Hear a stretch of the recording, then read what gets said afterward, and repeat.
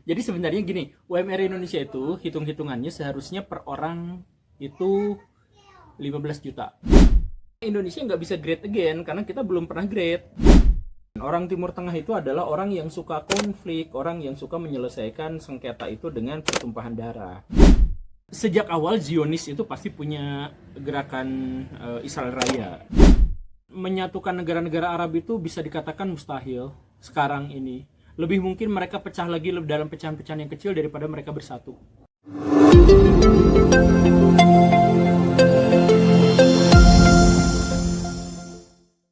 Hai para pelajar semuanya, di episode kali ini, admin murid Geo mampir ke rumah seorang konten kreator inspiratif, yaitu Guru Gembul. Di episode kali ini admin murid Geo akan wawancara Guru Gembul seputar geografi, politik di Indonesia, Asia dan juga geopolitik yang ada di Timur Tengah, yang sudah kita bahas semua negara di benua Asia. Yuk, kita sama-sama belajar langsung ke Guru Gembul. Pak Guru, saya mau bertanya, apa itu ilmu geografi? Geografi itu adalah ilmu tentang gambaran permukaan bumi. Jadi geo itu bumi, grafi itu grafik, gambar. Nah, jadi gambaran bumi. Ini sebenarnya untuk membedakan dengan geologi, ilmu tentang bumi. Kalau ilmu tentang bumi, geologi berarti bisa menyangkut masuk ke dalamnya, tetapi hanya geonya saja. Sedangkan geografi, gambaran tentang bumi itu bisa luas. Ada gambaran tentang manusianya dan ada gambaran tentang fenomena alam yang ada di situnya. Makanya geografi itu sebenarnya setengah ilmu sosial dan setengah ilmu alam sebenarnya. Bagian misalkan kan yang di geografi itu ada 5 yang dibahas itu. Di antaranya adalah atmosfer, hidrosfer, biosfer, antroposfer, terus nanti satu lagi teh litosfer. Nah, litosfer berarti ngurusin tanah, itu ilmu alam. Hidrosfer juga ngurusin alam, itu berarti ilmu alam, air gitu ya. Kemudian litosfer tanah itu juga. Nah, tapi yang antroposfer dan biosfer, nah yang antroposfernya itu adalah menyangkut manusia. Jadi geografi itu sebenarnya adalah ilmu yang rada jenis kelaminnya tidak terlalu jelas. Nah, tapi kalau misalkan di SMA itu diajarin dua-duanya. Jadi yang alamnya diajarin, misalkan bahkan untuk beberapa kurikulum di masa lampau sampai proses pembentukan tata surya itu ada. Dan bahkan bisa sampai tumpang tindih dengan pelajaran sejarah terkait dengan pembabakan usia bumi gitu. Nah, itu juga di pelajaran geografi itu ada pas awal-awalnya gitu. Museum Geologi di Bandung itu semuanya isinya adalah pelajaran kelas 10 SMA gitu. Ya. Jadi gambaran permukaan bumi itu kan ya pokoknya yang ada di permukaan bumi apa? Jadi manusia lagi main ucang angge gitu, kemudian manusia lagi berpolemik satu sama lain. Ya, itu juga termasuk bagian dari yang didiskusikan dalam pelajaran geografi. Walaupun skupnya lebih luas karena geo gitu. Kalau misalkan secara pribadi ya berarti kajiannya psikologi gitu atau sosiologi gitu. Agak luas sedikit jadi antropologi gitu. Ya, tapi kalau geografi yang secara politis bisa ditakar, diukur gitu. Pak Guru, kenapa ya upah UMR di Indonesia sangat kecil sekali? UMR kita kecil. Kenapa UMR kita kecil? Upah minimum regional kita itu sangat kecil. Ya karena kebutuhan masyarakat Indonesia itu juga bisa dipenuhi dengan cara yang kecil-kecil. Jadi sebenarnya gini, UMR Indonesia itu hitung-hitungannya seharusnya per orang itu 15 juta orang per bulan.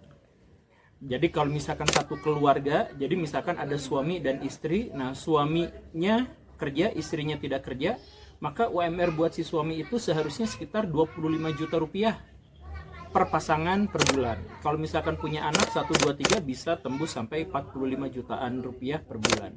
Tapi kenapa UMR kita itu kecil? UMR itu biasanya terkait dengan sebuah perusahaan. Nah, perusahaan berani nggak bayar besar untuk tenaga kerja di Indonesia. Banyak perusahaan-perusahaan yang tidak mau bayar besar untuk banyak perusahaan-perusahaan di Indonesia yang sangat keberatan kalau harus membayar Indonesia dengan jumlah uang yang sangat besar. Di antaranya adalah karena produktivitas kita juga sebenarnya rendah, ditambah lagi dengan sumber daya manusia kita juga sebenarnya rendah. Jadi misalkan Kalau kita mempekerjakan orang Indonesia dibayar 15 juta sebulan, padahal kontribusinya terhadap perusahaan dia paling-paling juga hanya 2 juta sebulan gitu. Kan nggak akan ada mau perusahaan yang seperti itu. Nah, jadi salah satu alasan UMR kita rendah itu adalah karena sumber daya kita, sumber daya tenaga kerja di Indonesia memang relatif lebih rendah, dan salah satu yang paling malas bahkan di Asia Tenggara. Kita menuntut lebih banyak libur, kita menuntut misalkan tunjangan hari raya dan lain sebagainya. Nah, sedangkan kontribusinya terhadap ini kan sebenarnya rendah-rendah amat gitu. Bahkan untuk ukuran kuli bangunan, coba misalkan yang pernah kerja bersama kuli Cina misalkan, yang ada di Indonesia kan bikin gustafus itu kuli Cina misalkan, itu sama-sama kuli tapi level kerjanya itu gila gitu, beda jauh sekali gitu. Yang kita tuh kalau misalkan nggak dikontrol ya biasanya nggak ngerjain di lama-lama gitu, biar nanti ininya lebih lama gitu, kerjanya lebih lama. Ya kayak gitulah mental kita tuh sebenarnya mental yang agak bermasalah, sehingga agak sulit untuk perusahaan-perusahaan itu menaikkan UMR gitu, karena kontribusinya juga tidak terlalu signifikan. Pak, kenapa ya? Paspor Indonesia tidak kuat sedangkan paspor tetangga kita, Singapura, begitu kuat. Paspor kita itu tidak terlalu kuat dan relatif lemah juga ya karena alasan-alasan yang sama. Kan paspor itu terkait dengan perjalanan ke dalam dan ke luar negeri gitu ya. Misalkan kalau misalkan ada orang yang mau ke dalam negeri ke Indonesia, ya selain Bali apa yang dituju nggak ada yang rame misalkan, atau ya kalau misalkan mau keluar perjalanan, kan Indonesia itu luas banget. Tapi bandara yang memadai misalkan untuk turis asing itu ya sedikit gitu ya. Bahkan Bandung kota besar nggak punya bandara. Kalau orang Bandung mau naik pesawat harus ke Jakarta dulu kan, pika sebelumnya hal-hal seperti itu. Begitupun yang sebaliknya, kalau misalkan Indonesia mau keluar gitu, itu juga kan sebenarnya tidak, ya keluarnya kemana, turis Indonesia tuh jarang yang apa gitu ya, sehingga ini tuh menyebabkan paspor kita tuh jadi lemah gitu. Aduh. Bagaimana tanggapan Pak Guru mengenai kenaikan pajak 1% di kita dan di Vietnam turun jadi 8%? Ya, jadi pajak teh aturannya teh sederhananya begini, kita itu adalah negara yang tidak produktif seperti yang dijelaskan tadi. Kita tidak menghasilkan satu produk tertentu yang bisa dijual dan diminati di luar negeri, kecuali hanya sangat sedikit jumlahnya gitu. Jadi sisanya tuh kita tuh nggak memproduksi apa-apa. Coba kita memproduksi apa? Mobil kita tidak produksi, panci kita tidak produksi, alat elektronik, chip kita tidak produksi dan tidak bisa diekspor ke luar negeri. Karena itu maka sumber pendapatan terbesar kita yaitu ya hanya sumber daya alam yang sering dikorupsi itu dan pajak. Pajak Indonesia yaitu untuk memenuhi kebutuhan pendapatan per tahun kita itu bisa sampai 70-80%. 80% lah. Bayangin 80% pendapatan Indonesia itu semuanya dari pajak gitu. Nah, jadi gimana caranya supaya naikin pendapatan negara? Ya pajaknya dinaikin gitu. Jadi ya begitu. Jadi pajak PPN naik 1% itu kan sebenarnya untuk ngejar 75 triliun. Jadi kita tuh sekarang pajak tuh sekitar berapa ya? Sekitar yang dari PPN itu sekitar 200-an triliun gitu, 250 triliunan. Gimana caranya supaya jadi 300 sekian triliun gitu. Maka PPN-nya yang dinaikkan 1% dengan perhitungan kalkulatifnya. Kalau misalkan pajak bisa dinaikkan, maka makan siang gratis akan beneran gratis. dan ya akomodasi untuk kementerian yang bertambah banyak juga akhirnya bisa terpenuhi dari situ gitu. Ya karena kalau misalkan kita mau nambah pengeluaran ya kita harus nambah pemasukan, dan pemasukan kita tuh nggak bisa ekspor, nggak bisa produksi, nggak bisa apa-apa, ya paling pajak karena itu yang terbesar. Pak, di Vietnam juga kan, sekarang sedang dirampingkan kementerian, kenapa di Indonesia tidak dirampingkan juga ya, biar regulasinya mudah? Enggak, jadi kementerian di Indonesia itu gemuk karena ya untuk bisa mengamankan pemerintahan. Jadi karakteristik yang khas dari pemimpin militer itu dia fokus pada ketahanan, pertahanan, keamanan. Fokusnya pasti ke situ dulu. Jadi kalau karakteristik dari orang-orang militer kalau jadi pemimpin itu kayak gitu. Nah, untuk salah satu untuk memberikan keamanan dan pertahanan itu diantaranya adalah dengan membentuk koalisi sebesar-besarnya. Jadi misalkan di DPR tidak akan banyak keributan. karena fraksi-fraksi semuanya adalah milik dari satu kelompok atau katakanlah kelompok pemerintah gitu kan, misalkan begitu. Nah, gimana caranya untuk bisa mempertahankan koalisi yang gemuk itu? Ya harus bagi-bagi kuenya adil. Jadi setiap dari pemerintahan dari yang mendukung pemerintah itu harus adil, di yang gemuk itu kasih semuanya gitu. Dan karena semuanya layak untuk dikasih, maka jatah kementeriannya besar. Sebenarnya jatah kementerian itu nggak usah besar kayak gini, cukup kalau misalkan mau efisiensi ya, dirjennya yang banyak. Tapi kan kita nggak mau dirjen yang banyak, karena itu nggak bisa bagi-bagi kekuasaan. Jadi kementeriannya yang banyak, walaupun banyak diantara mereka itu yang kerjaannya tuh hampir nggak ada gitu, kayak gitu. Misalkan Kementerian Pendidikan dipecah jadi 3, dan itu bentrokan satu sama lain, atau tumpang tindih tugas-tugasnya dengan yang lain, misalkan ada yang seperti itu. Tapi kan apa boleh buat biar partai ini dapat jatah menteri ini, partai ini bisa dapat jatah menteri ini, dan sebagainya. Itu untuk menstabilkan pemerintah biar gak banyak dirongrong sama oposisi, karena oposisinya jadi kecil gitu. Pak, apakah bisa Indonesia great again dan mendapatkan gaji UMR 15 juta? Enggak, pertama Indonesia nggak bisa great again karena kita belum pernah great, jadi nggak bisa pakai again. Kita sejak tahun 45 sampai sekarang tuh ya pas zaman Soekarno kuat militernya, tapi kan miskin ekonominya. Kayak gitu, itu nggak bisa disebut great juga gitu. Terus di zaman Pak Harto kita swasembada, tapi korupsinya gila-gilaan, nggak bisa disebut juga great. Jadi kapan kita great again gitu. Nah, itu yang pertama. Terus yang kedua itu misalkan dengan ukuran bahwa UMR itu 15 juta per orang per bulan, itu tuh UMR minimum. Jadi kalau sudah minimum itu gak bisa disebut grade juga kalau kita sudah tembus itu. Jadi misalkan ya, per orang di Indonesia per bulan itu dapat 15 juta rupiah, itu minimum, itu belum grade. Itu baru kita masuk standar wajar untuk negara berkembang. Nah kalau misalkan kita sekarang hanya sepertiganya, ditambah sepertiga kan 5 juta UMR kita itu, tapi untuk sekeluarga, berarti kalau totalnya di jumlah jamli kita tuh hanya 1/10 dari kelayakan. Nah berarti kita tuh 1/10 di bawah standar gitu, 1/10. Jadi standar orang Indonesia dikalikan ditambah 10 orang gitu, kekayaannya disatuin, nah itu cocok untuk hanya 1 orang gitu. Itu standar di Indonesia. Nah gimana tuh caranya supaya kita great again? Ya harus dimulai dari perbaikan manajemen, perbaikan mental dari masyarakat, perbaikan dari SDM-nya gitu. Ya cuman ini yang agak rumitnya, dan saya pikir pemerintah itu tidak banyak fokus ke masalah-masalah yang seperti ini, fokusnya tuh ke sistem lagi gitu, padahal ngaco. Pak, sekarang kan murid Geo sudah memasuki episode Timur Tengah. Kenapa ya Timur Tengah tidak mau bersatu membela Palestina dan bahkan ada konflik di internal negara-negara Arab?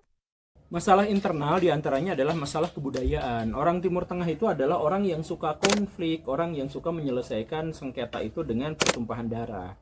Itu bisa terjadi karena apa? Karena budaya mereka memang keras sejak awal, karena mereka harus hidup dengan sumber daya alam yang sangat sedikit, daya dukung alam terhadap kehidupannya sangat sedikit, tetapi mereka juga harus bertahan. Nah itu menyebabkan orang-orang mereka secara kultur, secara kebudayaan memang mudah sekali tersulut emosi dan perang konflik. Jadi mereka fokus pada perbedaan-perbedaan dan bukan pada persamaan-persamaan, karena mereka itu butuh untuk mempertahankan dirinya. Jadi mereka tuh didesain untuk gampang curiga, gampang muncul tendensi, gampang marah. Itu secara kebudayaan, secara internal gitu ya.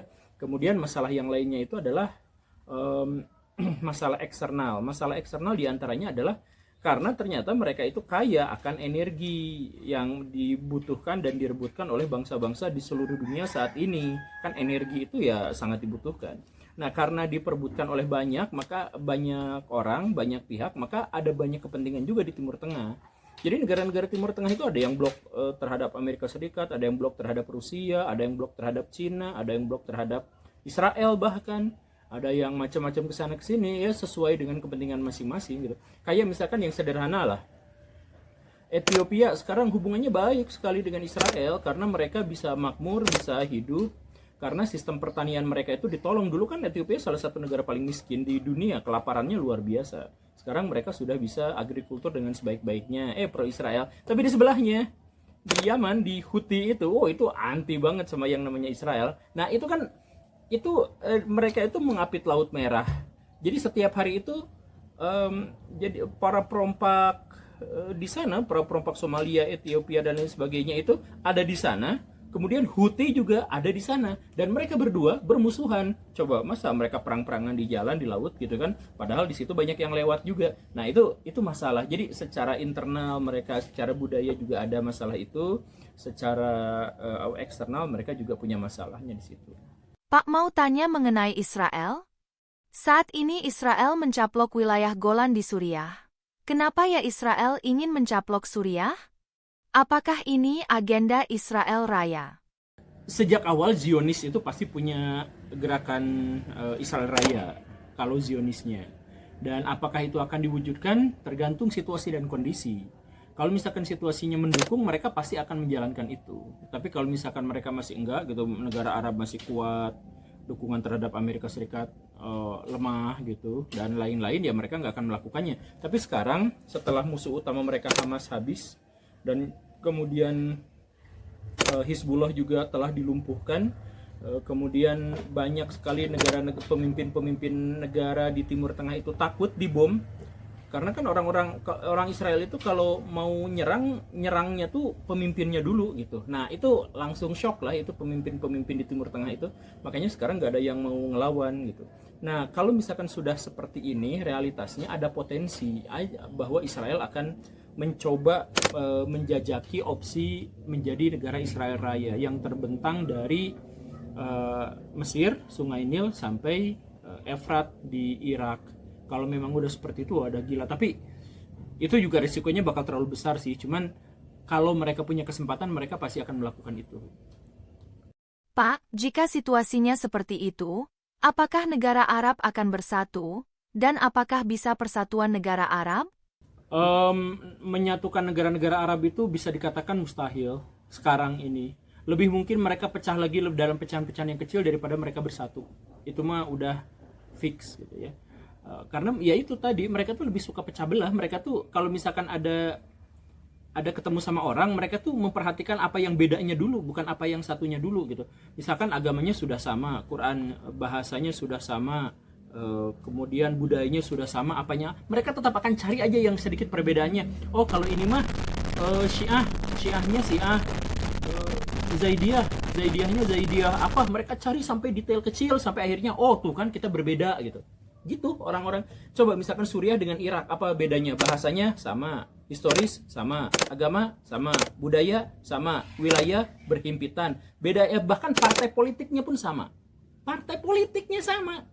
tapi jadi dua negara. Kenapa? Ya cari aja, mereka tuh ungkit-ungkit perbedaannya apa, ya akhirnya bisa. Jadi ya kayak gitulah karakteristik dari masyarakat ya, karena bukan apa ya, tapi tradisi mereka adalah tradisi yang memaksa mereka untuk menjadi seperti itu gitu. Jadi apakah Pak Guru Gembul pesimis melihat negara Arab bisa bersatu? Iyalah, ya kalau misalkan mau berharap, ya mendingan berharap ke Indonesia aja, jangan ke Timur Tengah. Kalau misalkan Islam mau bersatu, ya tengoknya ke wilayah Indonesia, karena Indonesia itu justru salah satu negara yang mampu membuktikan bahwa perbedaan itu bisa disatukan gitu. Jangan kayak yang sono gitu. Jika Arab tidak bisa bersatu lagi, lalu apa menurut Pak Guru Gembul untuk bisa mempersatukan negara Arab lagi? Sebagaimana dahulu negara Arab bersatu dan hebat di era masa keemasan Islam?